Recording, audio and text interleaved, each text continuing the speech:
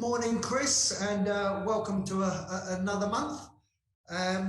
Wanted to just catch up on markets in January, and I guess the big news or the big outliner is the Christmas rally arrived, albeit a month late. So I thought you might give us a little bit of a bit of insight into that. Sure, Adam. So, I don't think we can be too choosy on when we get a rally. I think we take one, we get one after 2022. But we did get it late. It didn't eventuate in December, but did in January. And it was a bumper month for markets across the board. Bonds, property, infrastructure, and equities all rallied strongly in January. A broad-based rally off the back of, from what we can see, is a softening of some of the macroeconomic concerns. So if you look back at sort of the second half of last year, there were some deep concerns around economic risks. And they look to have softened a little bit in some of the rhetoric and consensus forecasts we're seeing. And that's more a function of the fact that people sort of taken the view that we're going to this period with a position of strength or from a position of strength.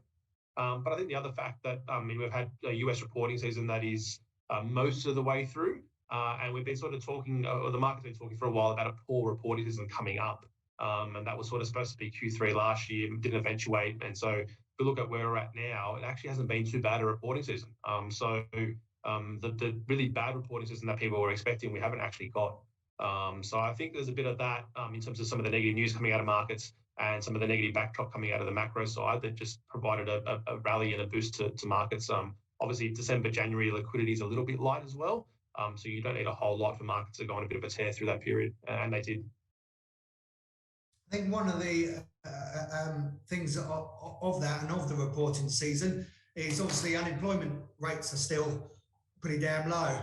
And, we're not going to go into recession when unemployment rates are so low, or historically we won't go into recession when unemployment's. Of course, the bigger unknown factor is that interest rates have increased so much, and I think that's going to hit household budgets this year with debt repayments. What's your thoughts about that and how that might affect things? Yeah, I think people have been surprised with how strong the labour market has been. We knew how low unemployment was last year, but I think the view coming into this year was it would have started to unravel to a certain degree already, and it hasn't. So it's remained strong. You've got full employment in the US and in most parts around the world, and you've still got labour shortages in quite a few sectors. So given that strength in the labour market, like you said, it's hard to see imminent recession. In saying that, though, employment is sort of always the last thing to go leading into a recession. So it's not the best leading indicator, it's more of a lagging indicator. But what we are likely to see, I think, as the first point of call is just consumption coming off. And that's more about, like you said, around the repricing of mortgages and borrowings as people come off fixed rate loans and as more interest rate rises come through the system from a variable perspective. So we are going to see consumption take a hit and people start to get choosy and selective around which streaming service they've got or how many nights a week they eat out. And I think that's to come. But the labour market still remains strong even with that backdrop. So people are still employed while that's happening. And so with that sort of backdrop, like I said, it's hard to see a deep recession. If we do get a recession offshore or locally, it's likely to be a very mild one given the strength we're going into this period. And RBA looks like it's what the rhetoric coming out is we're somewhere, as we flagged before, somewhere near the end of this tightening sequence. Obviously, we've got some releases coming up soon, but what's your thoughts on what decisions they might make? Yeah, I think the RBA's still got a couple more left in them. I think we'll get one or two over the next couple of months. That sort of takes them up to 360.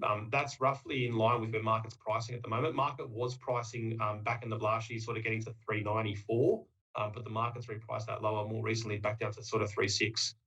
So that sort of gives you the two rate rises. And then I think it's a period of pause after that, and they'll be data dependent after that, as they've sort of indicated they would be. The only thing we would say we'd be a little concerned about is that it looks like markets are baking in some interest rate cuts in the second half of this year, both for the RBA and the Fed.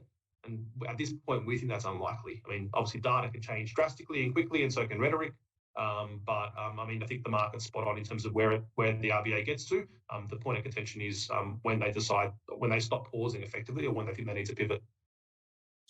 So, in summary, a good month, but plenty still to be worried about on the horizon, and watch this space. Definitely. It's still going to be a volatile year, but I think in terms of the starting point, obviously a good start to the year in terms of numbers coming through, and that's obviously sets a pretty good path for the year in terms of optimism and sentiment. Excellent. Well, thank you very much for joining us, Chris, and I'll speak to you next month. Thanks, Adam.